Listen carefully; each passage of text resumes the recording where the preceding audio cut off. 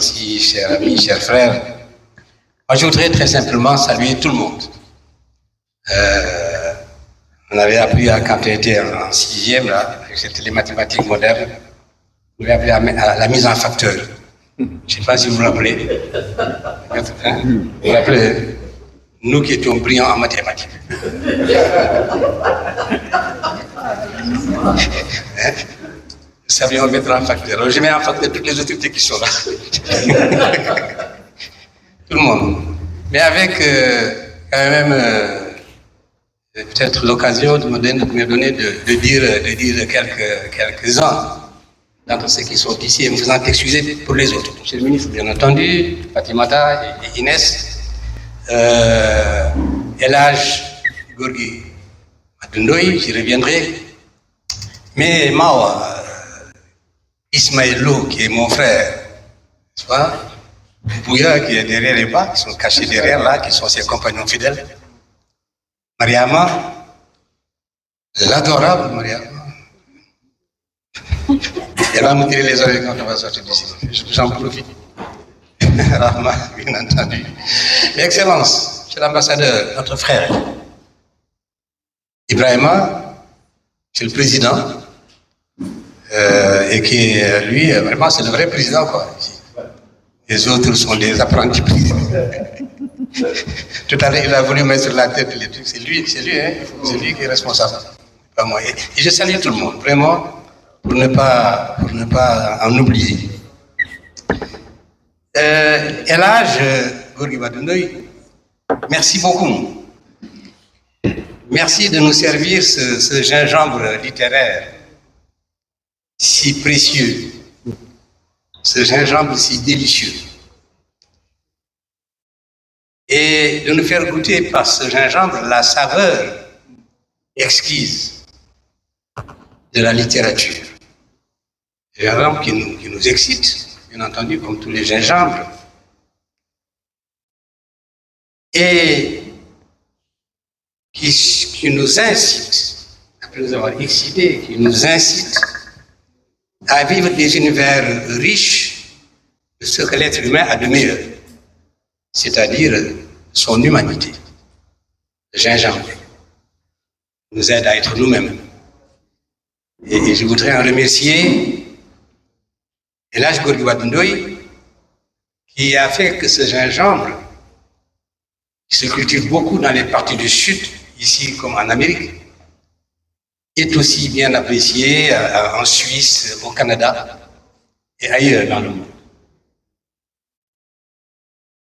Je dis également merci à Inès, bien entendu, qui est la principale coupable aujourd'hui, et dont on va parler du livre. J'ai la chance, en tant que Racine Senghor, d'être à côté de Inès Senghor. Et tous les deux Senghor d'être encadrés par deux Halpulaar. Babawon, Ibrahim Amadou Tidiane et Fatimata. Ce n'est pas un hasard. Je crois que ce n'est pas un hasard. Il y a 2 jours, on célébrait l'anniversaire de la mort de Léopold Sédar Senghor. À Djilor, nous avons passé 2 jours. 2 jours avant, c'était le 50e anniversaire de la revue éthiopique et le 51e anniversaire de la fondation de Léopold Sédar Senghor. Il y a des moments comme ça où les astres se retrouvent et c'est un bon signe pour chacun d'entre nous et pour le monde, pour le pays. Je voudrais donc dire mon bonheur d'être là aujourd'hui entre nos 2 serviteurs, n'est-ce pas Inès, et de pouvoir parler d'un roman fascinant, impressionnant, d'un roman très riche. Ce roman, Le miel du crabe, on va parler du miel tout à l'heure. Le miel du crabe, je suis sûr que comme moi, vous allez le lire et le relire. Vous allez revenir sur les pages. On va en donner 1 ou 2 exemples tout à l'heure. C'est par exemple un roman qui pour moi est à la fois riche par sa vanité. Et Ismaïla étant là, et grande vedette, la grande diva, par sa richesse et par sa musicalité.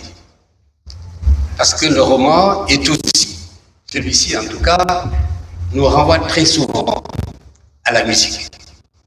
Et lui-même, ce roman, à travers beaucoup de ses dires et de la manière de les dire, renvoie aussi à la musique.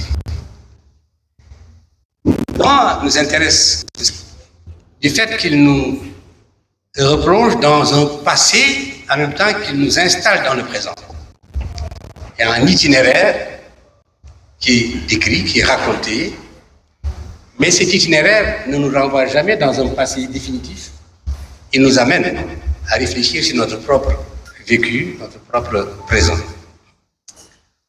Et enfin, un troisième élément intéressant, c'est l'art de l'auteur. Il intègre à la fois la narration, comme tout roman, la poésie et le conte. Et ça nous semble être les axes fondamentaux sur lesquels le lecteur va certainement être attiré, par lesquels il va être attiré. J'ai dit diversité et musicalité. La diversité, elle est d'abord dans ce que les littéraires considèrent très souvent, c'est le traitement du temps et de l'espace. Le traitement du temps et de l'espace. Le temps ici, il est long, il est éclaté dans le roman, il donne des dates précises qui sont des repères, mais ces repères nous amènent à sortir à partir du temps, de sortir de l'espace et de nous promener sur un espace beaucoup plus vaste. Le roman commence là, dans le roman, en 1999, dans les dates, il commence en 1960. C'est-à-dire au moment où on arrive à l'indépendance. Et les dates sont indiquées. 1999, 1960, 1968, 1940, 1973, 1974, 1975, etc. jusqu'en 1999. J'ai dit, il commence en 1960, j'ai dit qu'il commence en 1940, 1941. C'est important parce que les personnages évoluent dans l'espace, à travers ces temps-là. Et l'auteur s'amuse à changer à la fois de temps et d'espace et à revenir sur les espaces avec une constante pour l'année 1999, régulièrement évoquée, sur cette date, elle revient très souvent. 1940, c'est la Première Guerre mondiale. Deux éléments intéressent l'auteur ici. C'est la guerre mondiale, la deuxième guerre mondiale. Parce qu'il y a la conscription des soldats. L'un de la Casamance a été conscrit carrément, malgré lui, arraché à ses mains et envoyé à Saint-Louis. L'autre étant Saint-Louisien, engagé volontaire. C'est pour nous parler de la guerre.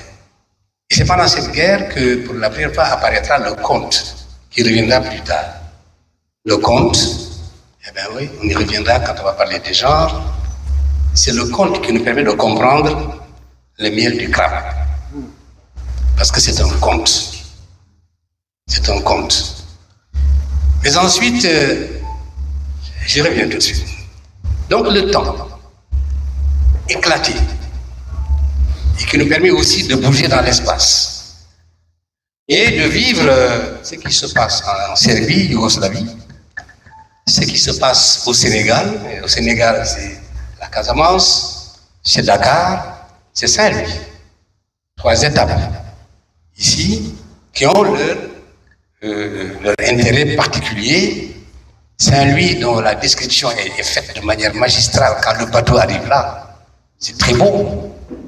Mais toute la Casamance La forêt casamançaise, c'est le Doussoui et de Mlomp, j'imagine. Mais aussi Ziguinchor et son port. Et toute la Casamance. Et le riz, le fameux riz casamancé. J'ai piégé une phrase dans le texte que je vais dire à mes serviteurs Diola. Oui, parce que c'est Emitaï qui leur a donné le riz, il nous raconte bien l'histoire. Et Emitaï, le vieux, dit attention, ce riz-là, nous on y tient. Le Diola qui le dit, c'est pas les Sérères qui le disent. C'est le Diola qui le dit. Son attachement au riz et son devoir de le protéger, de le conserver ad vitam aeternam. Ça, c'est les espaces qui sont chacun chargés dedans. L'espace, c'est le Sénégal, c'est aussi l'Europe. La Serbie, on l'a dit, la Yougoslavie, où se crée, vraiment, c'est à partir de là que se crée un métissage extraordinaire qui est au cœur de ce roman. Un métissage entre le Sénégal et la Serbie, métissage qui a donné des personnages et certainement qui a donné également un auteur, ou une auteure. J'évoquais l'Italie, bien entendu, terre de transit, très important, mais également les champs de bataille. Ah oui, quand j'ai lu cette partie du roman, j'ai pensé à Frère d'âme de David Diop, qui a écrit un roman extraordinaire aussi sur cette partie de la guerre, comme jamais on l'a vu à mon avis, dans le roman africain, et qu'on a vu dans la poésie africaine. Senghor a consacré tout un recueil aux soustis noirs. Ici, ce qui est beau à voir, c'est comment deux amis, soldats, l'un conscrit, après avoir été baptisé, et l'autre volontaire de Saint-Louis, l'un sujet français, l'autre citoyen des quatre communes, se sont retrouvés sur le front en face. Mais on a une sur le plan psychologique, les descriptions, je ne vais pas effleurer tout ça, mais je vous laisse les lire et vous verrez vous-même. Ça, c'est donc, je crois, un aspect important qui a permis à l'auteur de nous donner une histoire attachante sur laquelle le lecteur aime bien venir et revenir.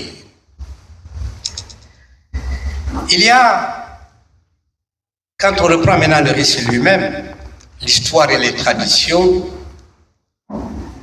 un sujet qui revient sur les trois espaces, c'est la guerre. La Deuxième Guerre mondiale, j'en ai parlé un peu tout à l'heure, mais aussi en Casamance, une guerre, mais entre guillemets, entre frères d'un même pays, mais terrible aussi cette guerre, avec des conséquences souvent fâcheuses. Quelque part, une cruauté que l'auteur décrit et qui aurait pu être évitée, parce que quelques moments on a fait pire que le colon. C'est aussi en Serbie, la guerre. C'est en Serbie. Dans les Balkans là-bas, il s'est passé des choses terribles. Des ponts qui ont sauté, des gens qui sont tués, des familles qui sont disloquées, des morts. Morts sans raison. Ça, c'est fondamental. Il me reste une minute. C'est bien ça? Bon. C'est lui qui a mis la règle, hein, c'est pas moi. Oui. Je n'ai pas fait attention, je sais pas du tout, c'est pas lui qui m'a dit. C'est vrai. 10 minutes, c'est lui qui me l'a dit. Il faut augmenter s'il veut. Bon, on va à 15 minutes. Oui. Surtout qu'au début, je n'ai pas parlé, hein, j'ai fait que des gestes. C'est lui qui m'a dit 10 minutes. Oui, c'est moi qui lui dis 10 minutes. Bon. Mais il est en train de me faire perdre du temps. Ah bon, voilà. Donc je termine en plus. Oui. Bon, j'ai allé très vite. pour aller vers justement la manière d'écrire, le genre. C'est dans un roman.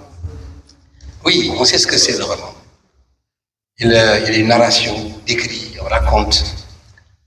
Et ici, on raconte cette histoire ou ces histoires nombreuses réunies en un seul livre. Et ce que j'ai aimé, moi, c'est la manière de traitement. Comment l'auteur s'y prend, comment écrit l'auteur. Et j'ai été fasciné.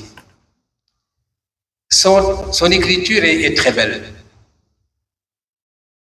C'est construit comme l'aurait fait un architecte. Elle est architecte. Mais c'est écrit aussi comme l'aurait fait une poétesse. L'architecte est aussi un poète. Oui, c'est de l'art, on est dans l'architecture, dans la poésie. Je voudrais donner un exemple de ce que je dis. En prenant la page 83, vous allez écouter attentivement ce petit paragraphe. Faites attention à la manière dont elle tourne la phrase, dont elle tourne le texte. Faites attention aux mots et aux correspondances qu'elle établit. Et vous allez entendre. Lis. Nous sommes le 5 avril 1999. Elle se réveilla avant sa mémoire. La moisissure dessinant des personnages improbables au plafond l'a ramenée dans la cave de la maison. Vous voyez, plafond dans la cave. De sa respiration lente, son père assis auprès d'elle dit jouer le demi-tour essuyant ses repères. Les paupières gonflées et la bouche sèche lui envoyèrent sans succès les traces de la peine à laquelle elle s'était soustraite en s'endormant. La pénombre, en mouvement, vibrait de voix inconnues et une forte odeur de gasoil imprégnait l'endroit. Vous voyez les espaces pour changer les sonorités. Son abdomen, on vient dans son corps. Son abdomen l'a tordu d'un indice supplémentaire et tout lui revint. Et elle étouffa un sanglot en mordant sa lèvre inférieure. Vous voyez comment elle passe du corps physique au corps extérieur, comment les éléments sont imbriqués. Je termine en reprenant certaines formules choc. Dans ce livre, nous avons des formules choc. L'auteur s'amuse avec les oxymores, avec les alliances de mots. Tout de suite, quand on commence le roman, elle nous dit c'était une guerre dite humanitaire. Une guerre humanitaire. Et tout de suite, elle ajoute c'est une guerre de paix. Une guerre de paix. Alors, allez comprendre. Hein? Nous, on comprend. Tolstoï a écrit guerre et paix. D'autres auteurs écrivent ni guerre ni paix. Elle, c'est une guerre de paix. Maintenant, pour revenir à ce qui inquiétait tout à l'heure les ministres, le miel du crabe, eh bien, c'est un conte. C'est ce conte qui donne sens au roman. Puisqu'on nous le raconte, ce conte-là, on le dit, mais on le retrouve à la fin. Il revient 3 fois. Il revient 3 fois dans le roman. La première fois, c'est quand on nous dit le conte, hein, en plein champ de bataille. Le crabe, en fait, il avait 2 dents, 2 dents, pardon. 2. Maintenant, il n'en a plus qu'un seul. L'autre dent est restée dans le miel. L'autre est restée dans le miel. Parce que, justement, ce crabe n'a pas été très bien avec le varan. Oui. Et puis, le varan qui l'a aidé à avoir du miel pendant qu'il cherchait à manger, il ne comprenait pas ce que c'était dans ces marécages, et bien il a oublié qu'on lui avait permis d'avoir du miel. Et gourmand comme il est, il s'en est tellement empiffré de son miel que ses dents sont restées accrochées à l'intérieur. Voilà. Hein? C'est pince, voilà. Eh bien, quand il s'est réveillé de sa ivresse de machin là, eh bien, il s'est rendu compte que son truc là ne pouvait pas sortir. Il a laissé une des dents là-bas. Et c'est ce miel, hein? crabe sérère. Oui, je veux dire, mais il s'appelle Alpha Dia. Je pense. Alpha Dia doit être au sérère. Voilà le miel du crabe, c'est ce miel. Mais l'auteur le reprend à la fin, là, c'est 2 fois. Raconte, c'est un conte magnifique, hein, que quand vous lisez le livre, vous le conterez à vos enfants. Mais ce qui est intéressant, c'est que justement à la fin, quand tout est passé, les guerres, les machins, les histoires et tout, l'auteur nous dit le sens de ce livre. Il s'agit de renouer avec la vie, apprendre l'amour, apprendre à jamais préserver le miel du crabe, le préserver. Parce que là-dedans, il y a une leçon fondamentale, qui est cette leçon d'humanité que Varan et Crabe ont donnée à tout le monde. Il y a beaucoup de choses à dire. Hein. Inès, je voudrais vous féliciter, vous remercier. Et voilà.